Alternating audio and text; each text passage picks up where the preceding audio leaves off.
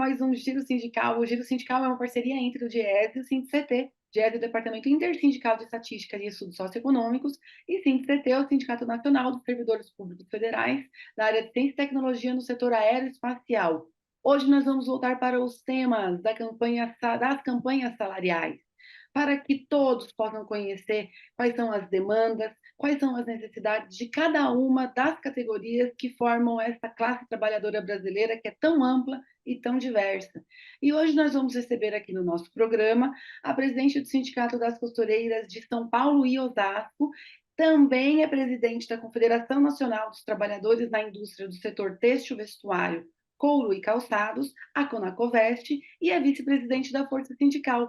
Recebemos hoje aqui a companheira Eunice Cabral. Eunice, muito obrigada por aceitar o nosso convite e bem-vinda a esse Giro Sindical. Boa noite a todos os telespectadores do Giro Sindical. É uma honra estar falando com vocês. E a gente vai falar da sua categoria, que tem agora a database em agosto. Conta um pouquinho para a gente quem é essa categoria, quem é o Sindicato das Costureiras, qual é o tamanho da base, quais são as empresas, são muitas empresas, são poucas empresas? Bom, o Sindicato das Costureiras de São Paulo e Osasco, ele não só representa as costureiras, ele representa a passadeira, arremetadeira, cortador, cortadeira, estilista, modelista, enfim. É uma gama bem grande. A nossa base do sindicato é São Paulo e Osasco. Nós vamos completar agora, dia 17 de setembro, 81 anos. Nós, hoje, somos 60 mil trabalhadores, sendo que 90% desses trabalhadores são mulheres, 40% são elas chefes de sua casa, e 30% são jovens do primeiro emprego. Nós temos na nossa base de Capital e Osasco 7 mil empresas, nós somos formados por a maioria de pequenas e microempresas. Nós temos empresas com 2 até a maior que tem 800 trabalhadores. Temos empresas maiores no nosso setor, mas nós perdemos muito com essa questão das importações, né? Teve empresas que preferiu importar, é verdade, chegar aqui só colocar a etiqueta, se fechou algumas empresas na pandemia, que antes da pandemia nós éramos 98 mil trabalhadores. Quais são as demandas e quais são as necessidades que essas mulheres trazem para o sindicato no mundo do trabalho? As demandas são muito grandes. Nós, mulheres, temos um olhar diferente para a vida. Quando nós vamos tomar uma atitude, principalmente nós que somos mãe, nós olhamos para os nossos filhos. Se nós queremos ir para uma luta ou chutar o balde, porque tem hora que dá vontade de chutar o balde, nós olhamos para os nossos filhos e pensamos, mas se eu fizer isso, pode faltar o pão para os nossos filhos, né? Então, a dificuldade é maior. Mas também, quando essas mulheres vêm para a luta, elas são muito guerreiras. Mas existe a dificuldade maior da participação. Por quê? Hoje não, nunca, né? Não tem creche suficiente. E antes, as creches eram de 0 a 6 anos, das 7 às 5. Agora não, é só meio período. Como que faz essa trabalhadora que entra na fábrica às 7 horas da manhã e sai 5 horas da tarde, de segunda a quinta, na sexta ela sai às 4, ou entra às 7h30, sai 5h30, na sexta ela sai 4h30. Como que elas fazem? Até elas pegarem uma condução, até chegar à sua casa, quando que a gente tem visto aí todos os dias o metrô, o trem, o ônibus, quando chove é uma loucura. Então, tem tudo isso. Então, nós, mulheres, a gente tem um olhar diferenciado nessa questão da luta, mas quando nós vamos para a luta, a gente não arreda pé, não. E é interessante que nós temos a nossa database, agora em agosto, mas as nossas negociações, elas são constantes. Por quê? O que nós fazemos? Por conta de ter empresas menores, nós fazemos um guarda-chuva, negociamos o total, o coletivo geral, e naquelas empresas onde há condição de você buscar uma PLR, algum benefício, nós vamos negociando por empresa. Então, as nossas negociações, elas são constantes, durante o ano todo, que nós fechamos aqui para garantir, pelo menos, o mínimo, porque se não tiver o mínimo, tem empresário que não cumpre. Aliás, tem muitos que não cumprem, alguns que não cumprem nem o que está na convenção coletiva. Nós temos que ir lá brigar para que ele cumpra o que está na convenção coletiva. E este giro sindical volta já.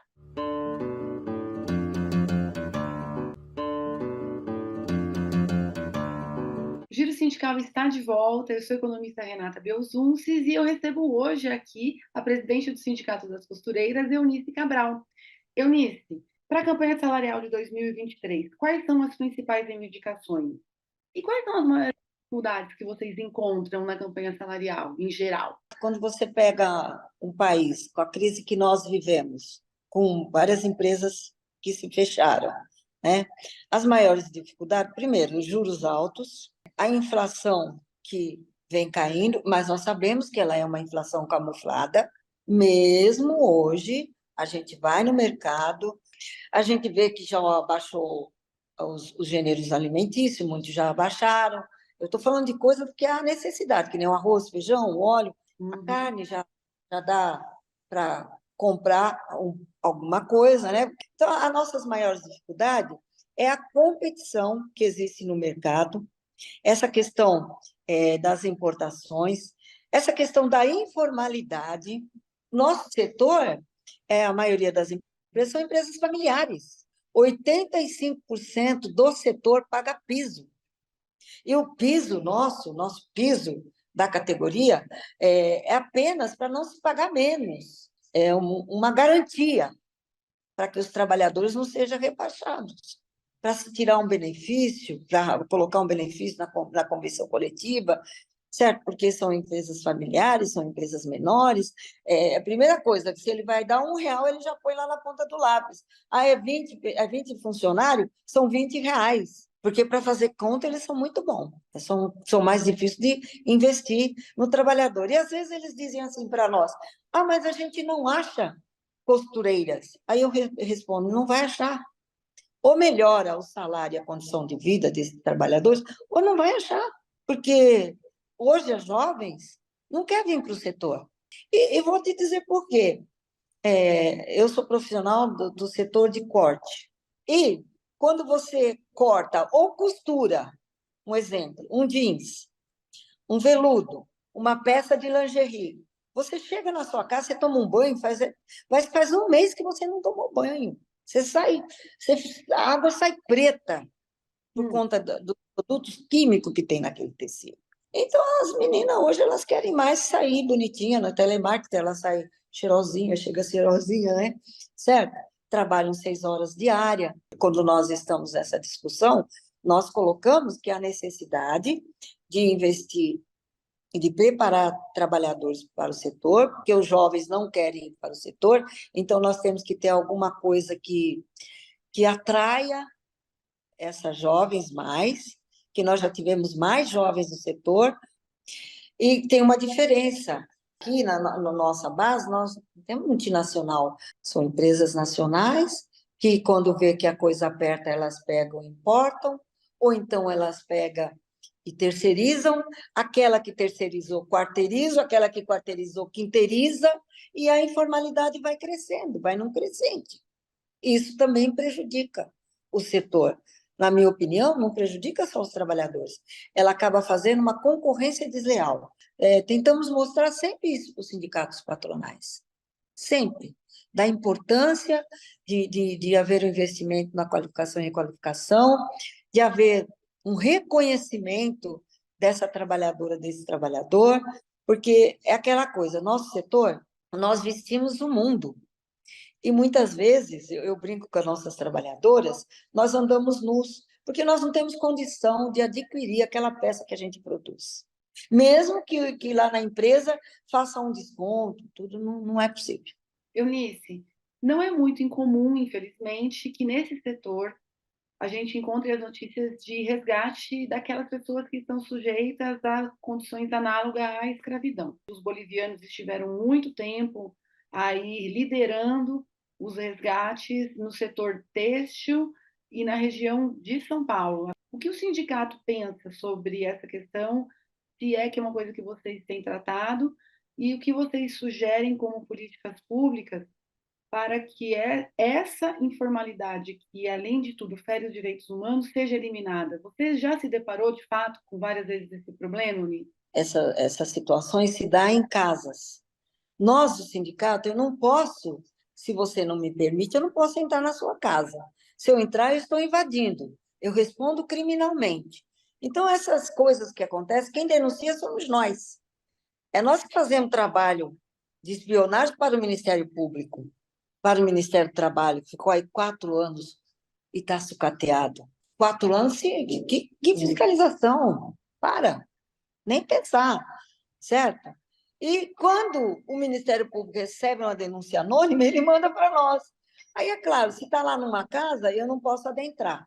Eu já acompanhei várias fiscalizações de chegar nesses lugares, dos passaportes estarem trancados. Vamos supor, está lá a criança de 2, 3 anos sentada na frente da máquina e a mãe trabalhando, se o cabelo daquela criança pega no motor da máquina, a máquina sem proteção, ele escalpa, ele arranca o cabelo da menina em couro cabeludo, né? Várias situações. E a gente tem falado muito sobre isso. Eu não sou contra ninguém que venha de outro país. Ele só tem que vir e cumprir leis do meu país. Porque se eu for para o país dele e não cumprir a lei dele, eu vou responder.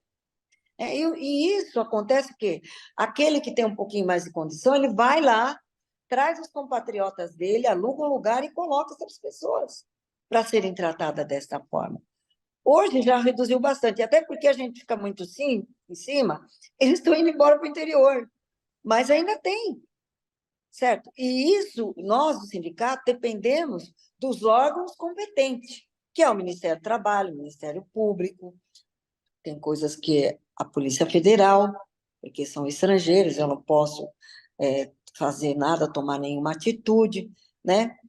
Nós entendemos que tem que haver um investimento dessas pessoas estarem reguladas, correta, vivendo aqui no país legalmente, podendo trabalhar decentemente, sendo registrado, tendo seus direitos, seus filhos podendo ir para as escolas, enfim, ter todos os benefícios que está no nosso país, adquirir a cidadania tem que ter as condições. Então, os nossos governantes têm que fazer um investimento maior nessa área, né?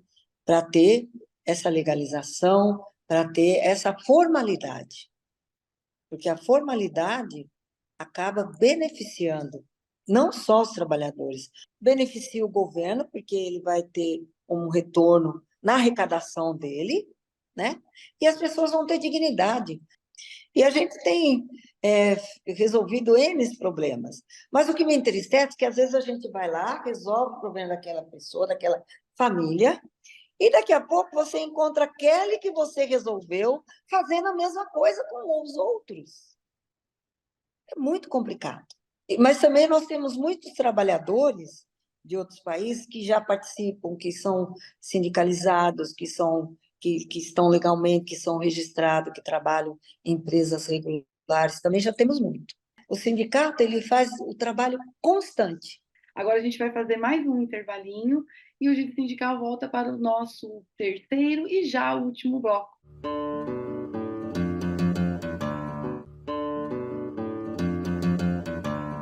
O Giro Sindical está de volta e este programa recebe a companheira Eunice Cabral, ela que preside o Sindicato das Costureiras de São Paulo e Osasco. A maior parte das pessoas que atuam na categoria, elas estão em pequenas e médias empresas, muitas delas são familiares, são pessoas que muitas vezes trabalham até mesmo em suas próprias casas, a oficina é a sua própria casa. Que desafio isso coloca para a atividade sindical e ainda, sobretudo, para as mulheres, tendo em vista que você já contou aqui para a gente que 40% dessas mulheres são as chefes de família. Primeira coisa que nós no sindicato trabalhamos muito é a questão do conhecimento. Quando você tem conhecimento, o conhecimento é uma coisa que ninguém tira de você. E para você adquirir esse conhecimento, você tem que participar. Ah, mas aí tem essas dificuldades.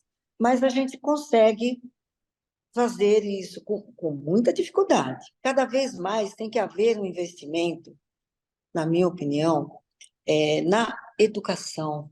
Também levar as empresas mais próximas ao local que as pessoas moram. Vamos dar aqui a Zona Leste, que cresceu muito. Deveria ter um polo industrial nosso lá. E é claro que nosso sindicato, nós estamos todos os dias. Hoje mesmo, eu saí da minha casa às 4h30 da manhã, porque eu estava numa empresa fazendo a nossa assembleia de campanha salarial. Nosso conceito aqui no sindicato é esse. Não importa o tamanho da empresa. Eu não meço a empresa eu não meço o empresário pelo seu tamanho, eu meço ele pelas condições de dignidade que ele dá para o seu trabalhador. Porque o maior patrimônio que a empresa tem são os trabalhadores, né? São os trabalhadores. O trabalhador, a trabalhadora principalmente, ela deixa seu filho. Eu já deixei, eu já fiz muito isso. O seu filho de 8 tomando conta do de 3, ela está dividida, porque ela não sabe o que está acontecendo na sua casa. Tem que ter mais vagas de creche e tem que voltar à creche do período integral.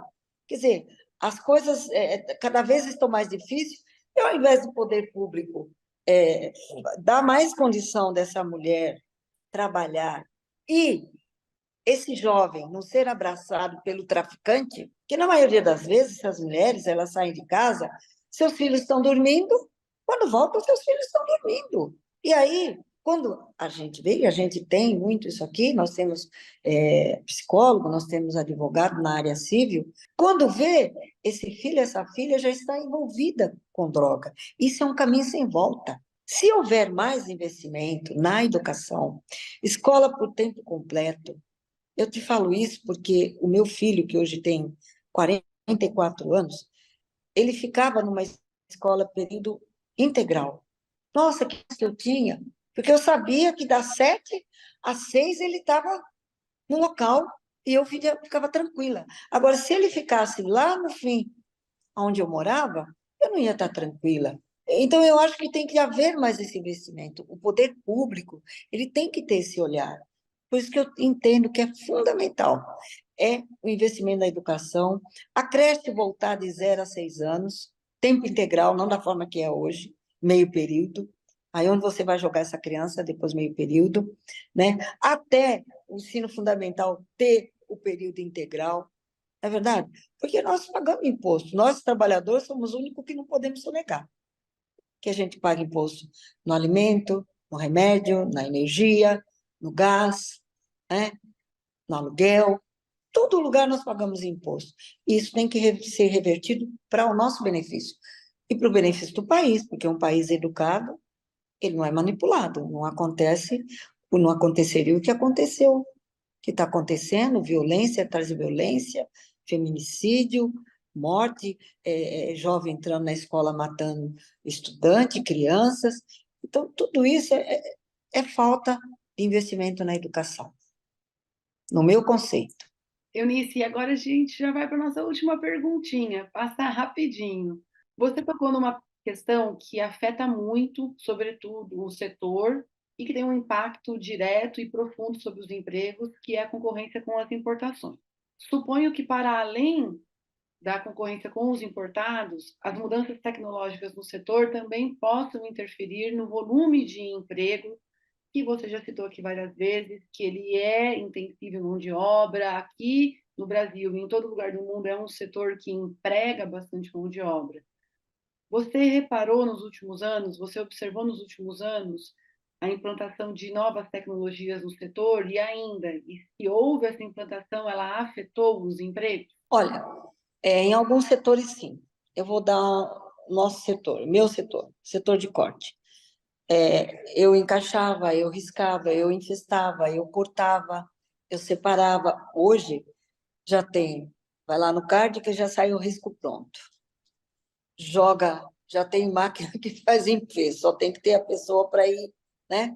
E tem alguns cortes, tem a máquina que já corta laser.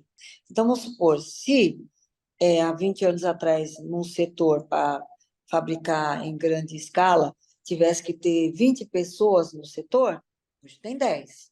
Então, já reduziu a metade. As máquinas de costura, tem máquinas já computadorizadas, mas ainda no nosso setor não é 100% a questão da tecnologia. Ainda está nos 60%, 70%. E é claro que isso afeta. Mas, mesmo assim, cada máquina tem que ter uma pessoa para tocar ela.